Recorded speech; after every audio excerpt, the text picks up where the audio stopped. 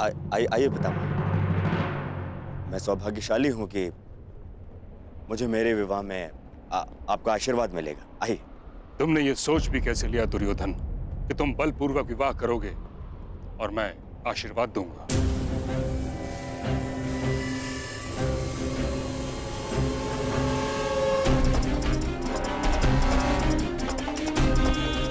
ऐसा ऐसा नहीं है पितामह। ये विवाह भानुमति की सहमति से ही हो रहा है।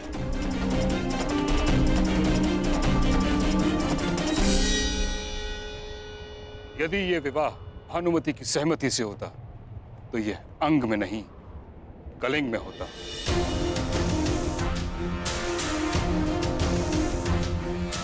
तुम्हें हरण करने की आवश्यकता नहीं होती दुर्योधन।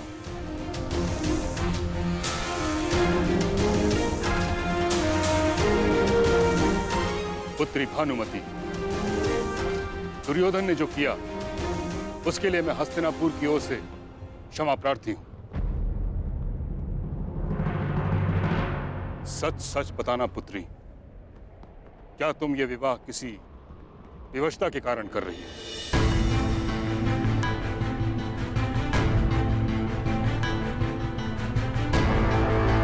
स्वयंवर में जो हुआ हुआ, परंतु इस समय भीष्म तुम्हारे सामने उपस्थित है। किसी से भयभीत होने की कोई आवश्यकता नहीं। यदि यह विवाह तुम्हारी सहमति से नहीं हो रहा तो मैं वचन देता हूं कि तुम्हें सम्मानपूर्वक कलिंग वापस भेज दिया जाएगा।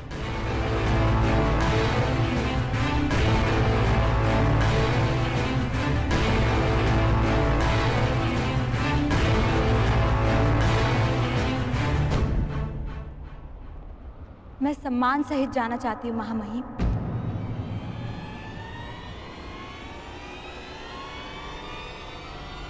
परंतु कलिंग नहीं, हस्तिनापुर।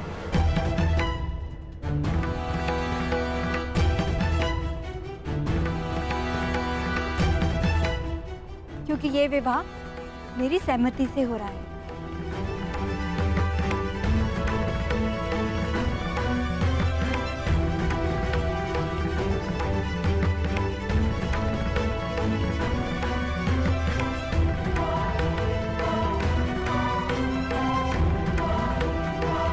अब तो आप मुझे आशीर्वाद देंगे ना पितामह, और मित्रकर्ण को भी। मेरे साथ साथ आज वो भी दंपत्ति जीवन में प्रवेश कर रहा है।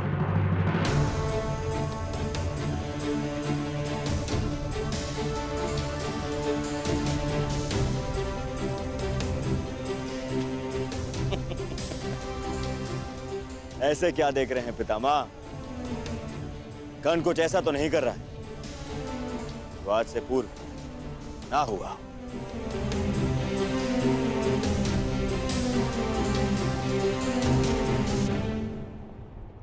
कर्ण ने ऐसा ही कुछ कर दिया जो आज से पूर्व नहीं हुआ।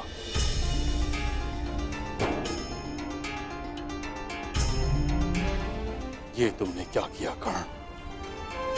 धर्मं च लोभं च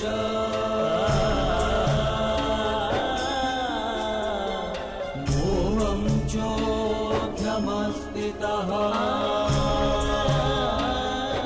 विवाह की रीतियां संपन्न करें पुरोहित।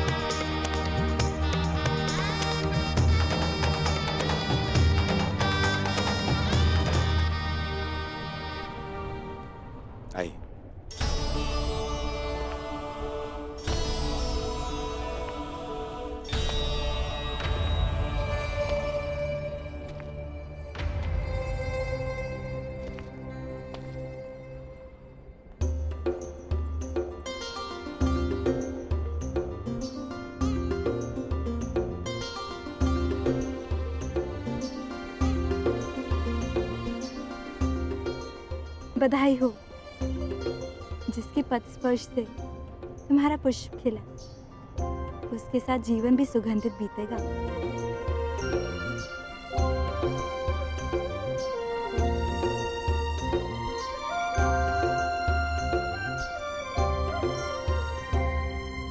अंगराज कर्ण,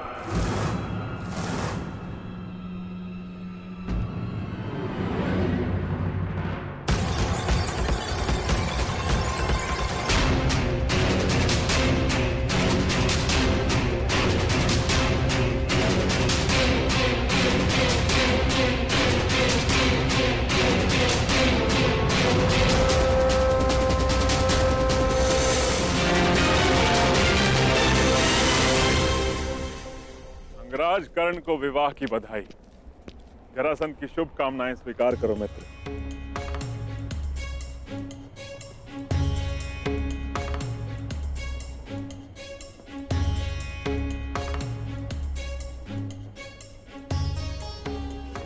आमंत्रित किए बिना ही आप यहाँ आए हैं मगध नरेश, तो स्पष्ट है कि आपका यहाँ आना केवल बधाई देना नहीं होगा। इस पूरे संसार में अकारण कुछ भी नहीं होता अंगराज। अगर जन्म का कारण होता है तो मृत्यु का भी कारण होता है।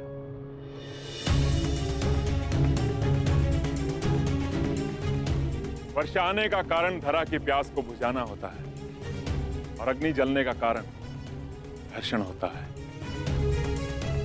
और दो लोग मित्रता भी इसी कारण से करते हैं, जो अपने शत्रुओं से अधिक बलशाली बन सके।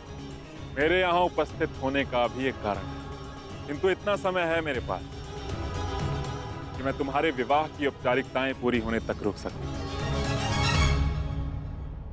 विवाह करो, कारण उसके पश्चात बताऊंगा।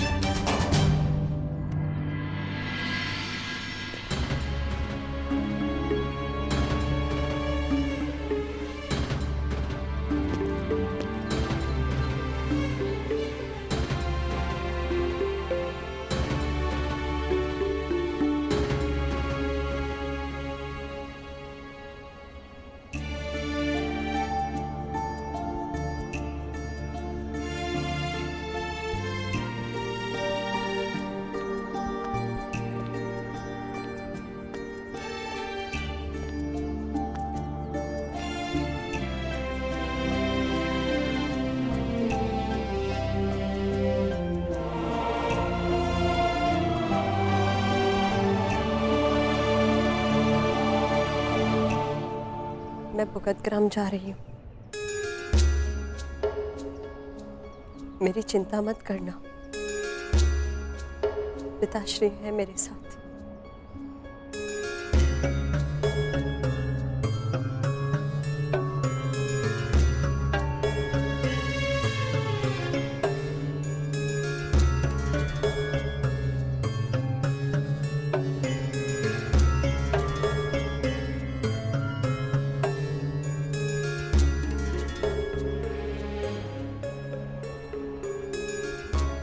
क्षमा करना कर्ण। सुप्रिया को माला देने से पूर्व मैंने उसमें से ये पुष्प निकाल लिया।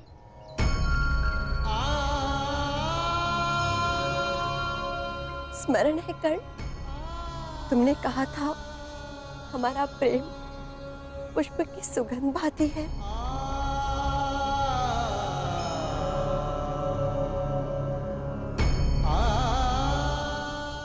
सुगंध जिसे केवल अनुभव किया जा सकता है,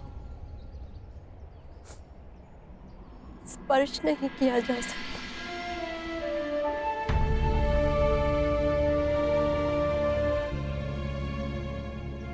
जाओ कर्ण, अपने प्रसन्न गृहस्थ जीवन का प्रारंभ करो।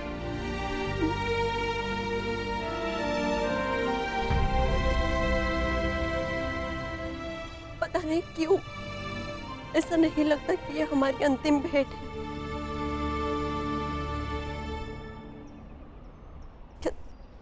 क्या तुम्हें नहीं लगता?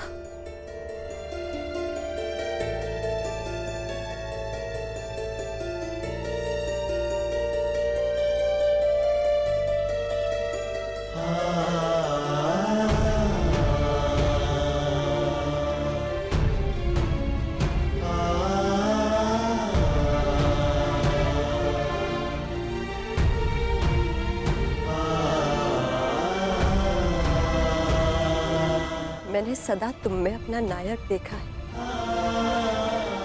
जिसके लिए उसका कर्तव्य सबसे महत्वपूर्ण है। सदा अपने धर्म पर टिके रहना, जो उचित लगे वही निर्णय लेना, ये मैंने तुम्हीं से सीखा है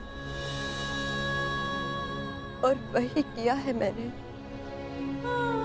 मैं जा रही हूँ कर्ण, परंतु जिस प्रकार एक दीपक के बुझ जाने से प्रकाश नहीं मरता, एक स्वप्न के टूट जाने से आशा नहीं मरती, एक फूल के मुरझा जाने से उपवन नहीं मरता, उसी प्रकार एक सहयात्री के तुम्हारे जीवन से चले जाने से तुम्हारी यात्रा समाप्त नहीं होगी।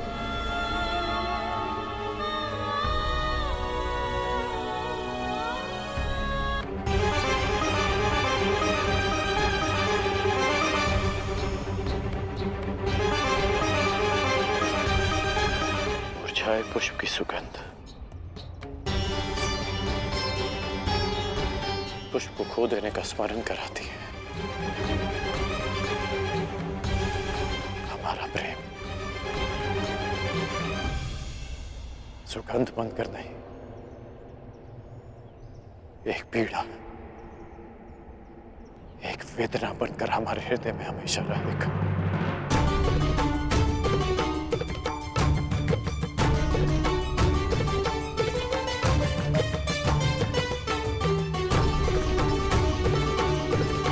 किसी भी रूप में सही करना, प्रेम तो रहेगा ना।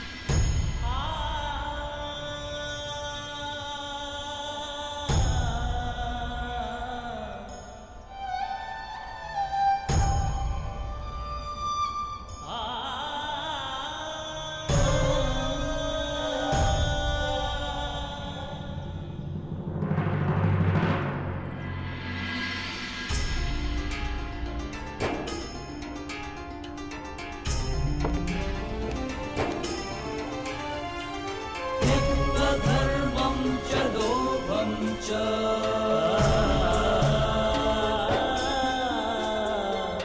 मोहं चोऽभ्यमस्थितः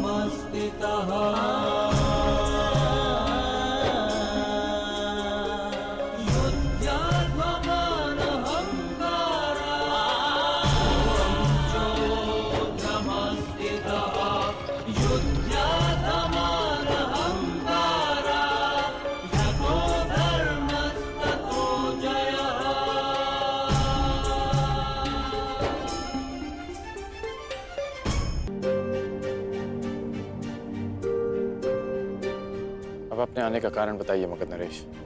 मैं आया क्योंकि समय भी आ गया है मित्र। मुझे दिया हुआ वचन पूरा करने का समय आ गया।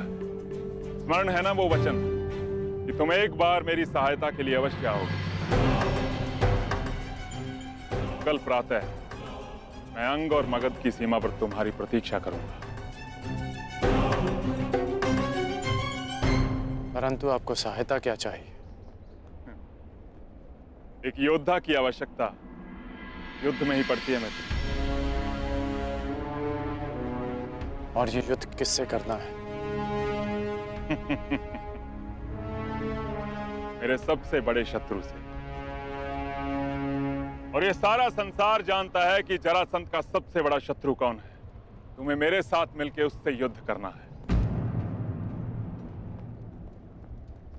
हम वासुदेव कृष्ण पर आक्रमण करेंगे कल।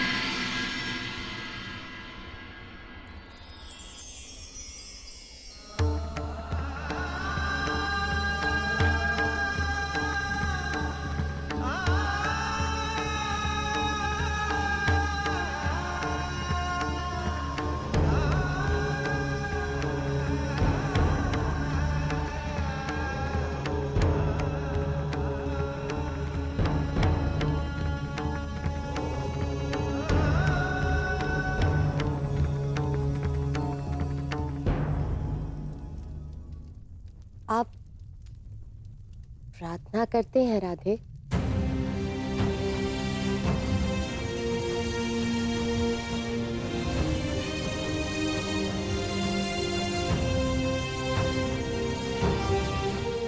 मैं करती हूँ सदा, नियम से। और एक कुंवारी कन्या की प्रार्थना सदा उसके पति के विषय में होती है। तो क्या मांगा आपने अपनी प्रार्थना में? यही कि मेरा पति ऐसा हो जिसके सामने आते ही मेरा शीश आदर से झुक जाए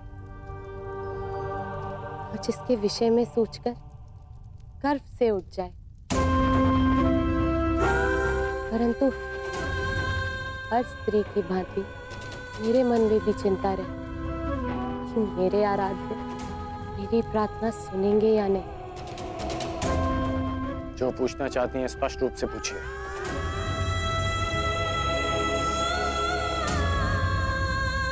वैशाली कौन है अंगराज?